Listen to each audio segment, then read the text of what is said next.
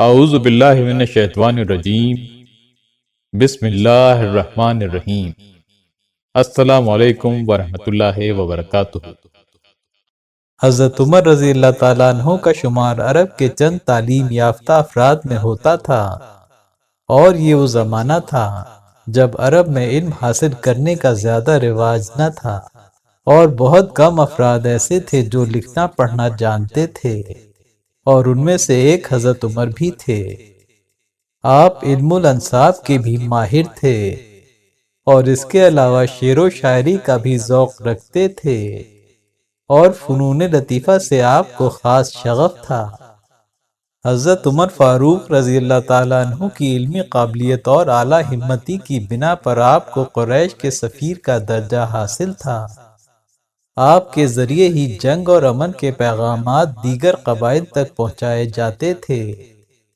آپ توانا جسم اور اعلیٰ صلاحیتوں سے مزین نوجوان تھے، ماہر پہلوان بھی تھے، اور عرب میں زمانہ قدیم سے جاری میلوں بالخصوص عکاظ کے میلے میں اپنے فن کا مظاہرہ کیا کرتے تھے۔ آپ شمشیر زنی میں بھی مہارت رکھتے تھے اور ماہر نیزہ باز بھی تھے۔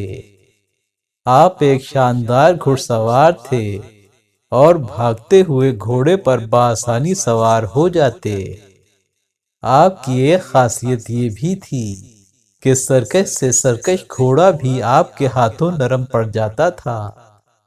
حضرت عمر فاروق رضی اللہ تعالیٰ عنہ نے جب ہوش سنبھالا اور جوانی کی حدود میں قدم رکھا تو آپ نے اپنے آبائی پیشہ تجارت کو ہی بطور روزگار اختیار کیا، اور آپ نے تجارت کی غرض سے کئی ممالک کا سفر کیا۔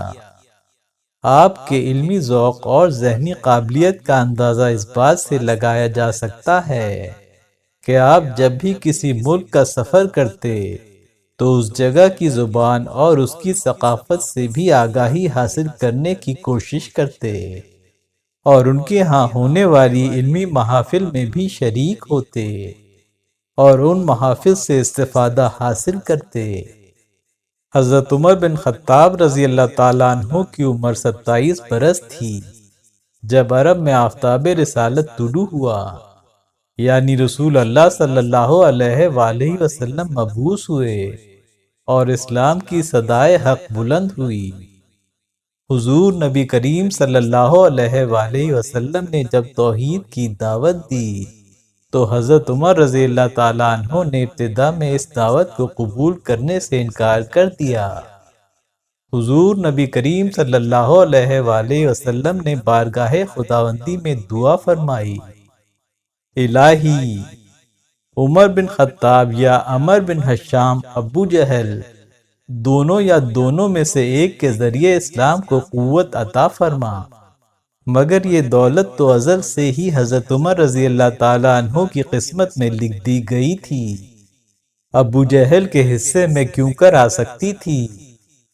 اللہ عز و جل نے اپنے حبیب حضرت محمد مصطفیٰ صلی اللہ علیہ وآلہ وسلم کی دعا کو حضرت عمر بن خطاب رضی اللہ تعالیٰ عنہ کے حق میں شرف قبولیت بخشی، اور حضرت عمر فاروق رضی اللہ تعالیٰ عنہ دائرہ اسلام میں داخل ہوئے۔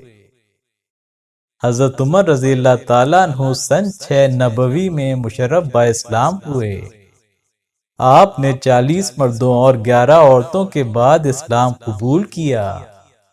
آپ کے قبول اسلام سے پہلے آپ کے بہنوئی حضرت سعید بن زید اور آپ کی بہن حضرت فاطمہ بن خطاب بھی دائرہ اسلام میں داخل ہو چکے تھے، اور انہوں نے اپنے قبول اسلام کو خاندان کے دیگر لوگوں اور آپ سے چھپا رکھا تھا۔ اسی طرح آپ کے خاندان کے ایک اور شخص حضرت نعیم بن عبداللہ بھی اسلام قبول کر چکے تھے۔ روایات میں آتا ہے حضرت عمر رضی اللہ تعالیٰ عنہ اپنی تند مزاجی اور سخت خوئی کے لیے مشہور تھے۔ مسلمانوں نے ایک طویل عرصے تک ان کے ہاتھوں طرح طرح کی سختیاں جھیلی تھیں۔ ان کی اسلام اور رسول اللہ صلی اللہ علیہ وآلہ وسلم سے فرط عداوت کا یہ حال تھا کہ ایک دن آپ اسی کیفیت میں تلوار نیام سے نکالے جا رہے تھے۔ راستے میں حضرت نعیم بن عبداللہ سے ملاقات ہوئی۔ حضرت نعیم بن عبداللہ نے جب آپ کو اس حالت میں دیکھا تو پوچھا، کیوں عمر، کہاں کا ارادہ ہے؟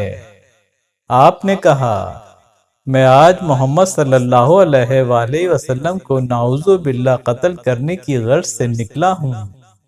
انہوں نے کہا، اس سے پہلے تم اپنے گھر کی خبر لو، تمہاری بہن اور بہنوئی دونوں نے اسلام قبول کر لیا ہے اور حضور نبی کریم صلی اللہ علیہ وآلہ وسلم کی اطاعت قبول کر لی ہے۔ حضرت عمر فاروق رضی اللہ تعالیٰ عنہ نے جب حضرت نعیم بن عبداللہ کی یہ بات سنی تو غصے سے بے قابو ہو گئے اور راستہ بدل کر سیدھے بہن بہنوئی کا رخ کیا۔ اس وقت ان کی بہن اور بہنوئی سورہ طٰہٰ کی تلاوت کر رہے تھے۔ جب انہوں نے حضرت عمر کی آہٹ سنی تو خاموش ہو گئے اور قرآن کے اجزاء چھپا لیے، لیکن آواز ان کے کانوں میں پڑ چکی تھی۔ حضرت عمر گھر میں داخل ہوئے اور پوچھا، تم لوگ ابھی کیا پڑھ رہے تھے؟ حضرت فاطمہ بنت خطاب نے کہا، کچھ بھی نہیں۔ آپ نے کہا، کیوں نہیں؟ میں نے خود اپنے کانوں سے تم دونوں کو کچھ پڑھتے سنا ہے اور مجھے یہ بھی معلوم ہو گیا ہے کہ تم دونوں نے محمد صلی اللہ علیہ وآلہ وسلم کے دین کی پیروی اختیار کر لی ہے۔ یہ کہہ کر اپنے بہنوئی سے دست و گریباں ہو گئے۔ جب ان کی بہن بچانے کو آئیں تو ان کی بھی خبر لی، یہاں تک کہ دونوں لہو لہان ہو گئے۔ اسی حالت میں ان کی زبان سے نکلا کہ عمر جو بنائے کر لو، لیکن اسلام اب دل سے نہیں نکل سکتا۔ ہم نے اسلام قبول کر لیا ہے اور حضور نبی کریم صلی اللہ علیہ وآلہ وسلم پر دل و جان سے ایمان لے آئے ہیں۔ ان کے الفاظ نے حضرت عمر کے دل پر خاص اثر کیا۔ انہیں اپنی بہن کے چہرے پر زخم دیکھ کر شرمندگی محسوس ہوئی۔ آپ نے حضرت سعید بن زید کا سخت لہجہ اور زخمی بہن کی طرف دیکھا تو نادم ہوئے اور کہنے لگے، اچھا مجھے بھی وہ صفحات دکھاؤ جو تم پڑھ رہے تھے، میں تمہیں وہ پڑھ کر واپس کر دوں گا۔ حضرت فاطمہ بنت خطاب نے کہا، ان صفحات کو کوئی ناپاک شخص نہیں چھو سکتا، اس کے لیے پہلے تمہیں غسل کرنا ہوگا۔ حضرت عمر رضی اللہ تعالیٰ عنہ نے غسل کیا اور اپنی بہن اور بہنوئی سے ان اوراق کا مطالبہ کیا۔ حضرت فاطمہ بنت خطاب نے سورہ طٰہٰ کی تلاوت شروع کی۔ ایک طرف حضور نبی کریم صلی اللہ علیہ وآلہ وسلم کی دعا اور دوسری طرف بہن اور بہنوئی کا اسلام پر مضبوط عقیدہ حضرت عمر رضی اللہ تعالیٰ عنہ کے قلب و ذہن کو متاثر کیے جا رہا تھا۔ اس پر سورہ طٰہٰ کے ایک ایک لفظ پر ان کا دل مروب ہوا جاتا تھا۔ جب وہ اس آیت پر پہنچی، اننی انا اللہ لا الہ الا انا فاعبدنی واقم الصلاۃ لذکری، بلا شبہ میں ہی اللہ ہوں اور میرے سوا کوئی معبود نہیں، تو میری عبادت کرو اور میری یاد کے لیے نماز پڑھا کرو۔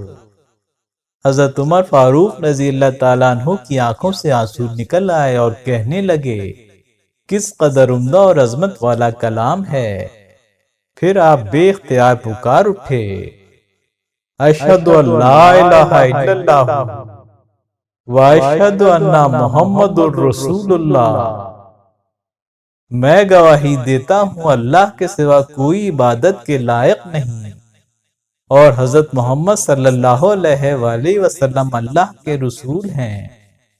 اس کے بعد آپ نے کہا، جو ایسی بات کہہ رہا ہو اس کے لیے یہی مناسب ہے کہ اس کے ساتھ کسی دوسرے کی عبادت نہ کی جائے۔ حضرت عمر کے قلب پر رقت طاری ہو گئی اور کہنے لگے، مجھے بتاؤ محمد صلی اللہ علیہ وآلہ وسلم کہاں ہیں؟ مجھے اسی وقت ان کی خدمت میں لے جاؤ۔ روایات میں آتا ہے، حضور نبی کریم صلی اللہ علیہ وآلہ وسلم اس وقت کوہ صفا کے نواح میں دار ارقم میں موجود تھے۔ بہن اور بہنوئی حضرت عمر رضی اللہ تعالیٰ عنہ کو لے کر دربار رسالت میں حاضر ہوئے۔ وہاں حضرت امیر حمزہ رضی اللہ تعالیٰ عنہ، حضرت طلحہ رضی اللہ تعالیٰ عنہ اور دوسرے صحابہ رضی اللہ تعالیٰ عنہ موجود تھے۔ صحابہ کرام رضی اللہ تعالیٰ عنہم نے جب آپ کو آتے دیکھا تو حضور نبی کریم صلی اللہ علیہ وآلہ وسلم کو اس بات کی اطلاع پہنچائی۔ حضور نبی کریم صلی اللہ علیہ وآلہ وسلم کے چچا حضرت حمزہ رضی اللہ تعالیٰ عنہ، جو کہ اس وقت حضور نبی کریم صلی اللہ علیہ وآلہ وسلم کے پاس موجود تھے، انہوں نے جب حضرت عمر کے متعلق سنا تو فرمایا، اگر تو عمر اچھے ارادے سے آئے ہیں تو ٹھیک، ورنہ آج بچ کر نہیں جا سکتے۔ حضرت عمر فاروق رضی اللہ تعالیٰ عنہ جس وقت دار ارقم میں داخل ہوئے تو حضور نبی کریم صلی اللہ علیہ وآلہ وسلم خود آگے بڑھے اور ان کا دامن پکڑ کر فرمایا، عمر کیا ارادہ لے کر آئے ہو؟ نبوت کی پرروب آواز نے انہیں کپکپا دیا، آنکھوں سے آنسو جاری ہو گئے، سر جھکا کر عرض کیا، یا رسول اللہ صلی اللہ علیہ وآلہ وسلم، میں اسلام قبول کرنے، اللہ اور اس کے رسول پر ایمان لانے کے لیے حاضر ہوا ہوں۔ حضور نبی کریم صلی اللہ علیہ وآلہ وسلم نے حضرت عمر رضی اللہ تعالیٰ عنہ کی بات سن کر نعرہ تکبیر بلند کیا اور صحابہ کرام نے جواب میں اللہ اکبر کا نعرہ بلند کیا، جس سے کوہ صفا کی پہاڑیاں گونج اٹھیں۔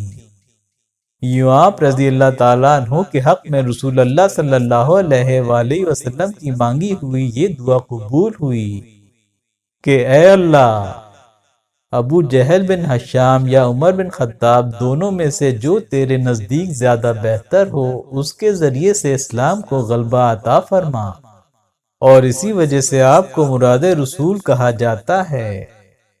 حضرت عبداللہ ابن عباس رضی اللہ تعالیٰ عنہ سے روایت ہے کہ جب حضرت عمر رضی اللہ تعالیٰ عنہ ایمان لائے تو جبرائیل نازل ہوئے اور کہا، یا رسول اللہ صلی اللہ علیہ وآلہ وسلم، اہل آسمان نے عمر کے اسلام لانے پر خوشی منائی ہے اور مبارکبادیاں دی ہیں۔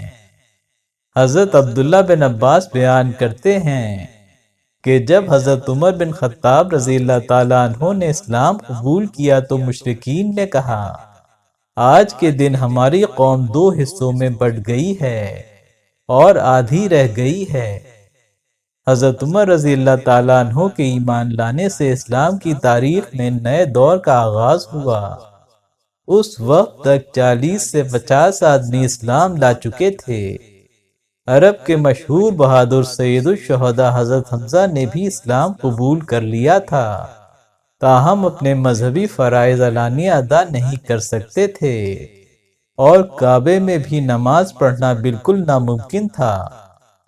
حضرت عمر رضی اللہ تعالیٰ عنہ کے قبول اسلام کے ساتھ ہی دفعتاً یہ حالت بدل گئی۔